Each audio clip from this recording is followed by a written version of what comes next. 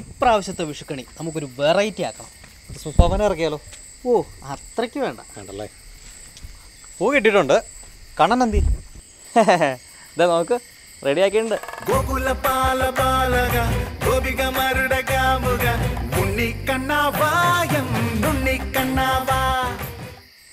എങ്ങനെയുണ്ട്?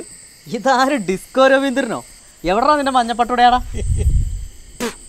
പട്ടുടയാൾ കൊണ്ട് ഇവിടെ പൈൻറ്റ് പഠിക്കും കാശില്ല. അപ്പഴാ എന്തായാലും ഒരു മുൻകരുതലിന് പട്ടിയുള്ള വീട്ടിൽ കയറണ്ട. അതന്നെ, ഈ കോലം കണ്ട പട്ടി കൂട് വിളിച്ചു വരില്ലേ? അത് ശരിയാ. അണ്ണാ, ഒരു ഇമ്പോർട്ടൻ്റ് കാര്യം പറയാനുണ്ട്. എന്താ? പടക്കം പൊട്ടിക്കരുത്, എനിക്ക് പേടിയാ. നിനക്ക് പട്ടാളത്തിൽ ആരാണെന്ന് പറഞ്ഞേ? മേജർ. അല്ലേ മേജർ, വാ, അത് നാട്ടുകാരെ കണി കാണിച്ചിട്ട് വരാം.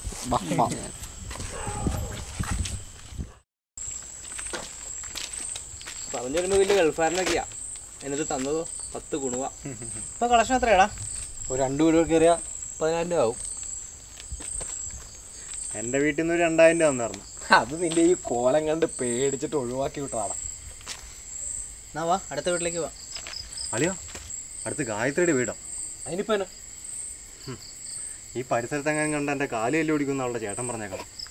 ഈ കോലത്ത് നിന്നെ കണ്ട അവള് പോലും തിരിച്ചറിയാണ്. അത് ശരിയാ.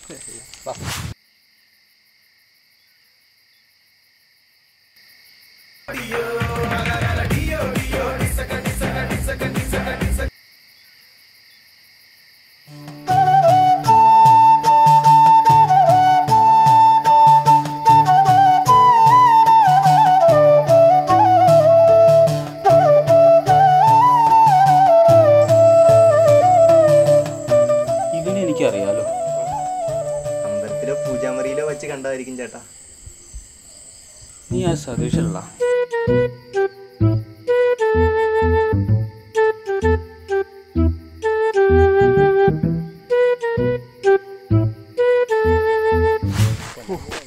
ഒരു വിധത്തിൽ അവളുടെ വീട്ടിൽ നിന്ന് രക്ഷപ്പെട്ടു.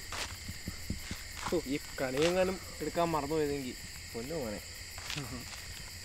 ചേട്ടാ അടുത്ത് വാ. ഹാപ്പി വിഷു ചേട്ടാ, ഹാപ്പി വിഷു.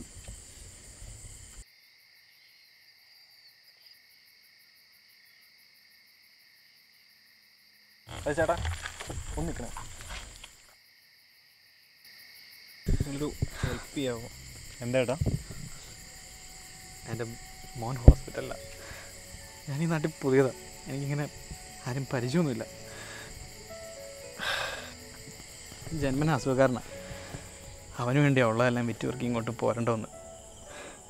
ഇപ്പോഴാണ് എനിക്ക് അവന് മരുന്ന് കഴിക്കാനുള്ള കാശ് പോലും ഇല്ല. നിങ്ങൾ ഈ മോതിരം എടുത്തിട്ട് എനിക്ക് കുറച്ച് കാശ് തരാൻ പറ്റുമോ?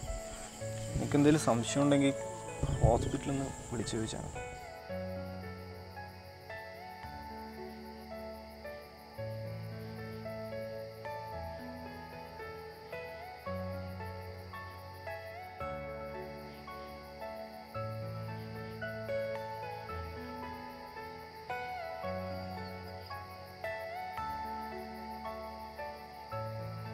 വേണ്ട ചേട്ടാ, നിങ്ങൾ പലിശക്കാരല്ല.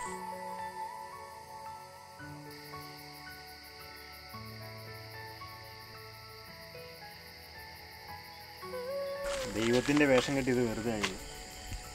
അപ്പോൾ ഇത്തവണ ശരിക്കും ഹാപ്പി വിഷു. ഹാപ്പി വിഷു.